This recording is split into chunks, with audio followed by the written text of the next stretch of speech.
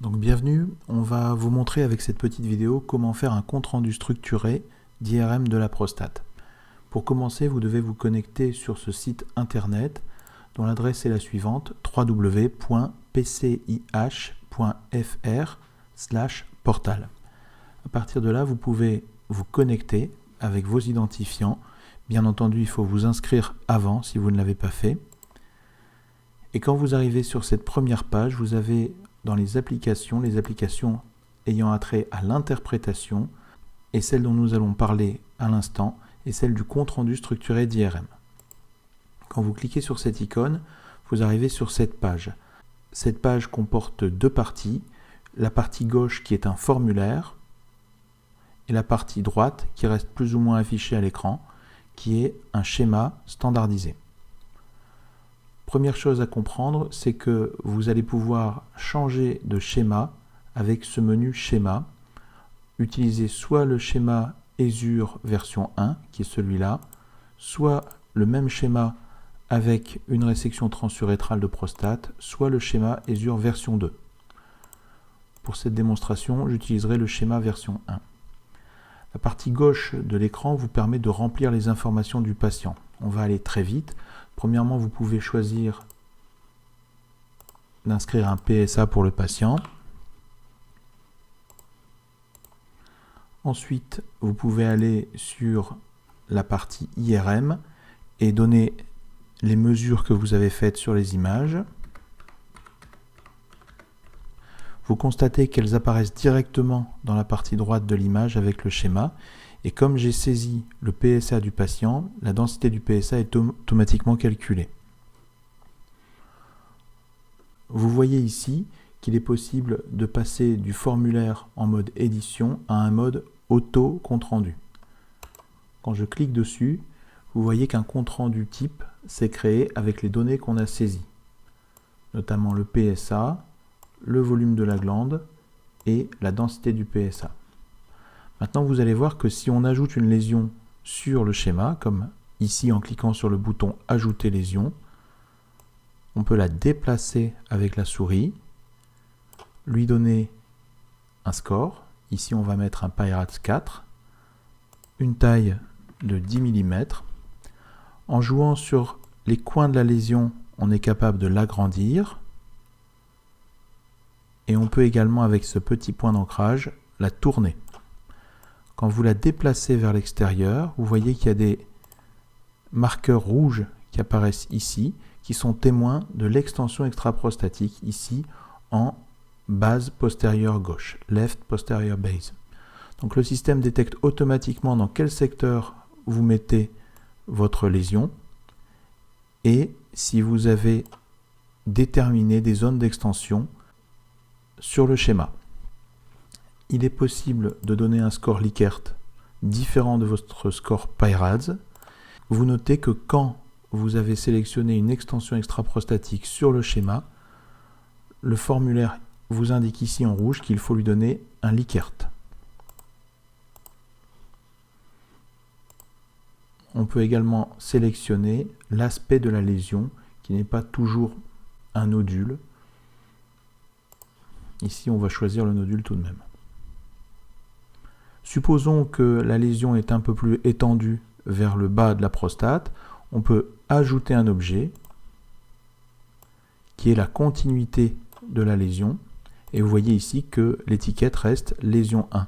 Donc le logiciel ne va pas se tromper et va comprendre qu'il n'y a qu'une seule lésion. Dans le rapport, ça donne à peu près ça. Vous voyez que la lésion a été détectée en zone périphérique et qu'elle est décrite comme on le ferait dans un compte-rendu classique. Si maintenant je veux ajouter une autre lésion, par exemple un nodule bénin mais significatif ici, je double-clique et je vais dire que c'est un nodule PI-RADS 2 en milieu antérieur droit. Nodule de 8 mm. Je ne saisis pas l'extension de ce nodule, ça n'a pas de sens. Et je vais dire ici qu'il s'agit d'un nodule. Ici, vous voyez que le rapport contient la description dans la zone de transition d'un nodule peu suspect. et vous constatez que ce nodule n'est pas représenté dans la conclusion puisqu'il s'agit d'une constatation peu significative. Si maintenant je reviens sur le compte-rendu en soi, on va pouvoir inscrire des éléments qui permettent de mieux décrire la glande. Tout d'abord son aspect global, avec soit une glande de volume normal, soit hypertrophiée, soit séquelles de RTUP ou autre. Donc on va prendre ici hypertrophie de prostate, et vous voyez cette hypertrophie peut être qualifiée de cette façon, avec l'évaluation du lobe médian, éventuellement un retentissement sur le bas appareil urinaire. Ensuite, il faut décrire le signal de base de la zone périphérique, soit sans anomalie de signal, soit rare ou multiple anomalies qui gênent plus ou moins l'interprétation. Donc ici, on peut sélectionner ce niveau d'anomalie de signal qui ne gêne pas l'interprétation. Et puis, dans la zone de transition, même chose. Et stroma fibromusculaire, c'est un peu particulier parce que vous pouvez déterminer s'il est visible ou non. Quelquefois, il ne l'est pas chez certains patients. Et quand il est visible, il peut être fin, nodulaire non suspect ou nodulaire suspect. Ici, admettons qu'il est nodulaire et non suspect. Vous avez ici la liste des lésions qu'on a mises sur le schéma rapporté dans un tableau. C'est juste un rappel. Et il est habituel dans les comptes rendus d'IRM de prostate de parler d'éventuelles extensions ganglionnaires, on va dire que ce n'est pas le cas ici, ou osseuses. Notez qu'il est possible d'inscrire d'autres constatations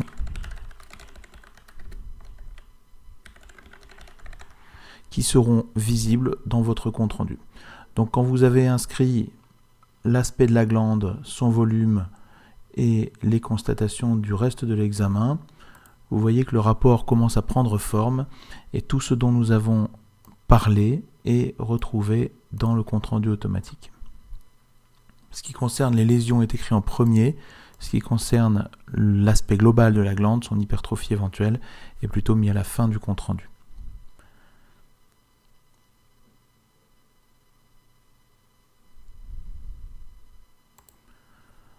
Donc si ce brouillon de compte-rendu vous convient, il est possible de le copier et d'aller le coller dans un document Word par exemple, que j'affiche ici.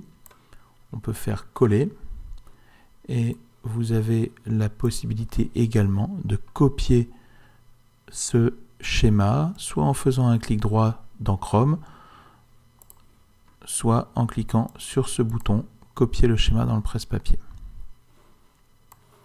Et vous voyez qu'on peut le coller dans le document Word également, votre compte rendu. Voilà, alors une fois que le travail est terminé, il est possible d'enregistrer ce que vous avez fait pour le modifier, éventuellement le transmettre à quelqu'un. Il est possible avec ce logiciel d'exporter votre compte rendu au format XML. Ça donnera un document qui ressemble à peu près à ça.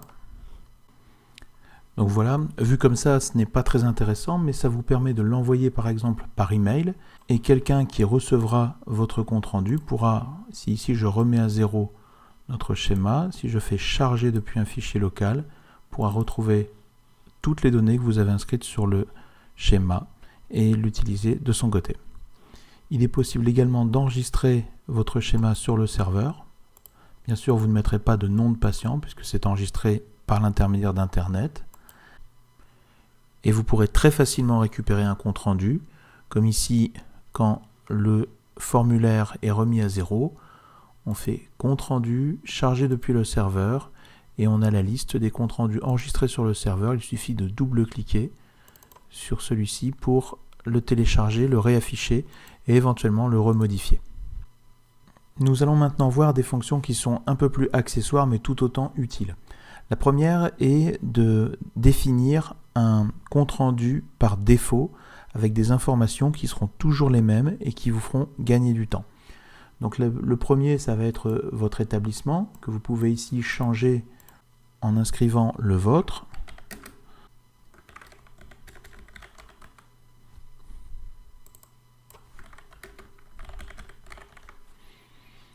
Et vous pouvez également modifier le protocole par défaut. Donc si par exemple vous avez un protocole biparamétrique, vous pouvez ici modifier les données du protocole et en remontant, aller dans le menu contenu, faire enregistrer les valeurs par défaut. Ainsi, quand vous ouvrirez un compte-rendu, eh bien les valeurs par défaut chargées seront celles que vous avez enregistrées.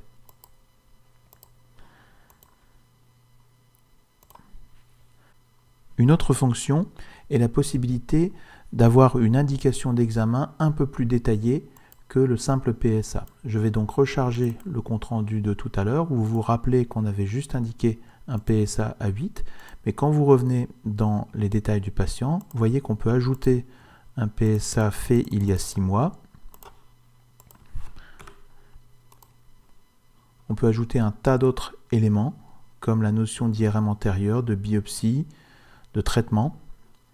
Et vous pouvez également ajouter quelque chose qui est très utile, les données du toucher rectal, mais aussi une information sur le contexte de l'examen. Donc ça, ce sont des indications qui sont standardisées. On peut par exemple ici dire qu'on est avant une deuxième série de biopsies. Et toutes ces données-là sont saisies très facilement avec des menus déroulants et sont automatiquement transcrites dans l'indication de l'examen. Donc ça fait gagner du temps.